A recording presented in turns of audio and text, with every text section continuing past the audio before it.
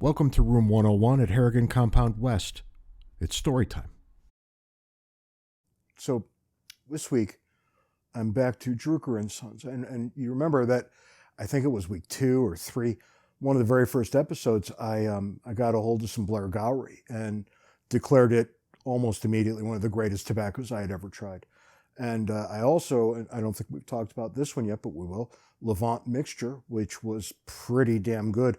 I thought for sure the first time I smoked it that would be the pride of the line. But no, Blair Gowrie even better. And then came this oddball. After the first batch were released, we get First Amendment. And that's an odd thing to call a pipe tobacco. But it's clever enough, right? If you read the tin, it said this is the First Amendment to the Drucquer and Sons original catalog. So it's the first new thing in 40 years. So great, we'll give it a shot, right? And I don't know what to make of it. I just can't identify anything here that really would capture your imagination, but we'll wait on it. We'll keep trying. In the meantime, I can tell you about smoking in my life because it started really, really young.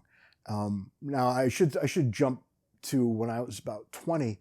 My father and I, once my mother would go to bed, would sit in the living room smoking cigarettes like two fools. And every now and then we could hear my mother coming down the hall to use the bathroom or get a drink or whatever. And I'd have to run over to my father and give him my cigarette, and he would pretend it was his so my mother wouldn't get all over my back. It was nice of him to take a bullet for me in this way, especially given how this really goes, how the story really goes. Because it was, I mean, we've spent a lot of time talking about my misspent youth, and that's fair enough, and those stories are kind of funny. But this is the actual youth. I couldn't have been 7 or 8. I mean, that had to be the outer limit here. It's strange because, without the electronic record of every single thing I've ever done, like everybody has now, I can't really remember when things happened. I just remember these things in broad generalities. And, but I was probably 7 or 8, and I had bought into the anti-smoking hysteria that was really just coming out at that point. And the old man, he'd be smoking his Camels. He used to smoke Lucky Strikes when I was young. And the Luckies were filterless, which would have made the following issue utterly impossible. But by the time I'm 7 or 8, he's smoking things with filters. I took almost all of my inspiration from cartoons. And I had this vision that, the exploding cigar kind of cartoon, where somebody puffs and puffs and puffs and the thing blows up and everybody has a good laugh. I thought I could replicate that. And, when you're 7 or maybe 8, I wasn't so sharp. I didn't know how these things would work. But I found my cap guns. And young people might not even know what a cap gun is. But they were these fake plastic guns, and we'd walk around shooting each other with them. And they had these little tiny charges of gunpowder on a piece of paper that would snap when the hammer would hit. To say that it was undangerous would, I think, give you the wrong idea. There's no way you could ever use these things to make a mess of any real kind, unless you did the following. I pulled out they came on red paper in rolls. So I pulled out a roll of caps, and I got a pair of scissors, and I started cutting out that middle part, that dimple that was the thing that exploded. And I cut out, 20, maybe 30 of these things. And then I went and I got my father's cigarettes. He always used to leave an open pack laying around. And I pulled one out. I went and I got some tweezers, and I started unpacking the tobacco from the tube that was the cigarette.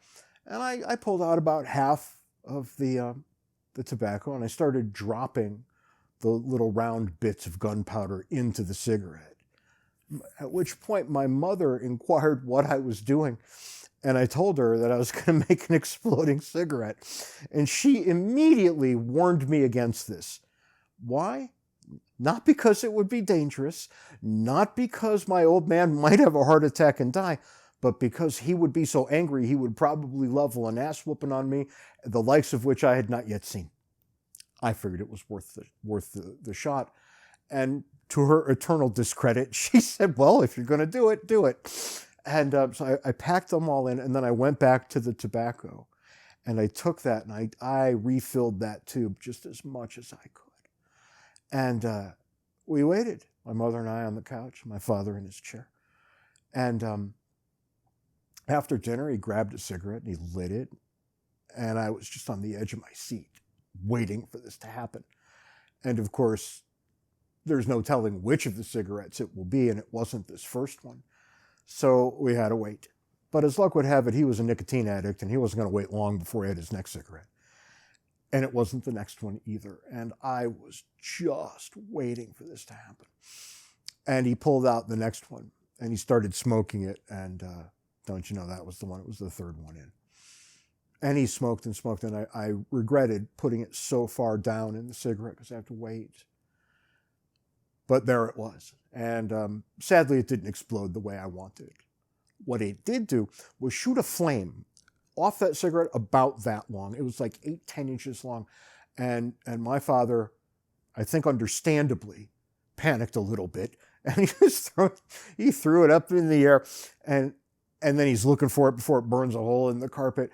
Meanwhile, I'm doubled over laughing so hard that I fell to the floor. And my mother wasn't far behind me on this. She thought this was really funny too.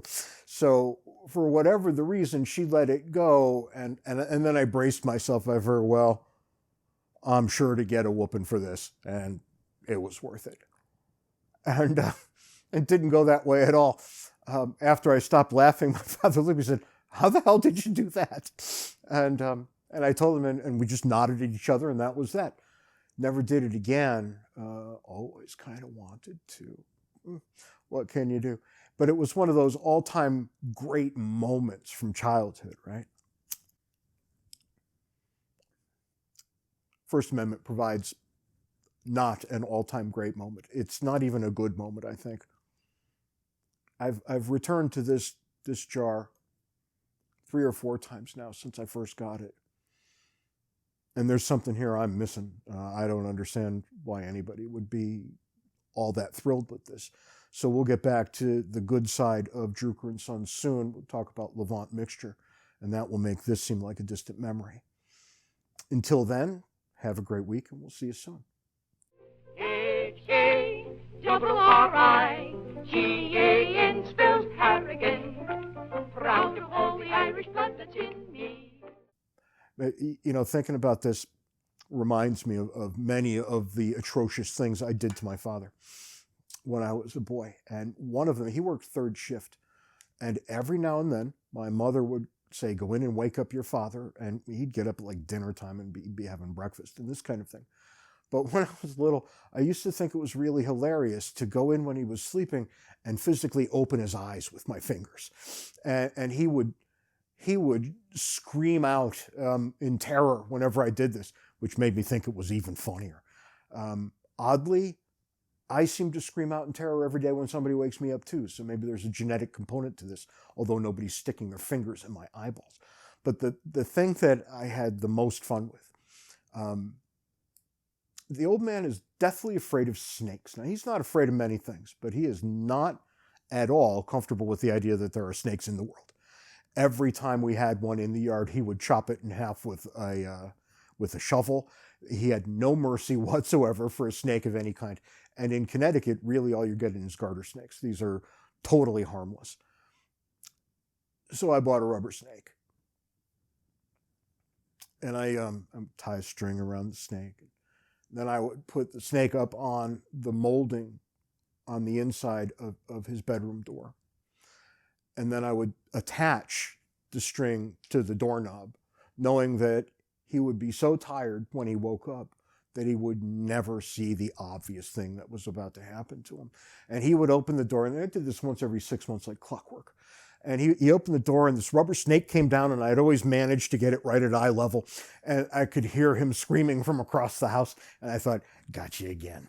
And that was, you know, look, these are the things an only child does to make his own fun. As my mother used to say, go make your own fun. So I did, and it was almost always at the expense of my father. And that's it for this week. We'll see you next week, and maybe I'll think about something else that's almost as ridiculous.